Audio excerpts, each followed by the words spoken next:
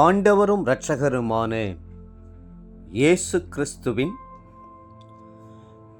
ஈடு இணையற்ற நாமத்தில் அன்றன்றுள்ள அப்பம் வாசகர்களுக்கு எங்கள் அன்பின் வாழ்த்துக்கள்.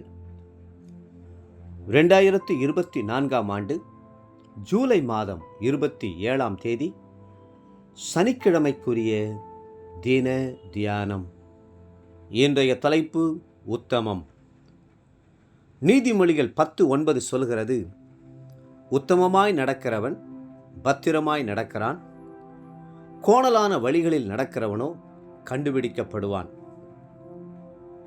தேவனுக்கு முன்பாக நாம் உண்மையும் உத்தமமாய் இருக்க வேண்டும் என்கிற கருத்தானது நீதிமொழிகள் புஸ்தகம் முழுவதும் வலியுறுத்தப்படுகிறது. உத்தமம் என்றால் என்ன?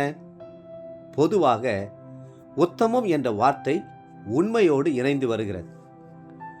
முழுமையும் நம்பப்படத்தக்க ஒரு குணாதிசயம், பொய்யோ புரட்டோ இல்லாத மேன்மையான குணாதிசயம். அது நேர்மையையும் நீதியையும் விளங்கச் செய்கிறது. உத்தமமாய் இருக்கிற இடத்திலே தரமான நற்கனிகளை காணலாம். அவர்கள் மற்றவர்களை ஒருபோதும் வஞ்சிக்கவும் மாட்டார்கள், ஏமாற்றவும் மாட்டார்கள். ஆகவே உத்தமர்களாய் விளங்குகிறவர்கள் எப்போதும் எல்லா காரியங்களிலும் ஞானம் உள்ளவர்களாய் நடப்பார்கள். கர்த்தர் ஒவ்வொரு இடத்திலும் இந்த உத்தம குணத்தை ஆவலோடு எதிர்பார்க்கிறார். நோவா தன் காலத்துள்ள எல்லா ஜனங்களின் மத்தியிலும் உத்தமராக வாழ்ந்து வந்தார். ஆகவேதான் நோவாவுக்கு கர்த்தருடைய கண்களிலே தயவு கிடைத்தது. ஆதியாகமம் 6:8. மற்றவர்கள் எல்லாரும் பாவத்திலும் அக்கிரமத்திலும் ஜீவித்துக் கொண்டிருந்தார்கள். அவர்களுடைய நினைவுகள் தோற்றங்கள் நித்தமும் பொல்லாதவையாயிருந்தன.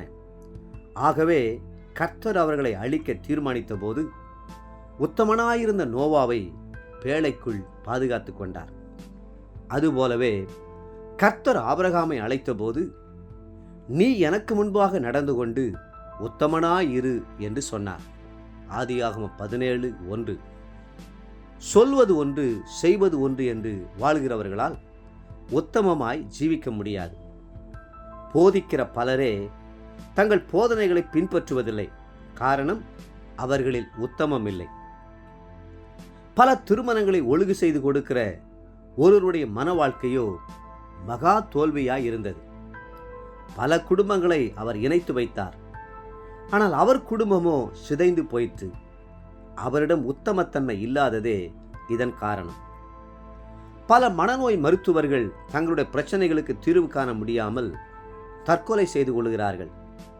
பல பொருளாதார நிபுணர்கள் தங்கள் வாழ்க்கையில் பொருளாதார வசதி இல்லாமல் வறுமையில் வாடுகிறார்கள்.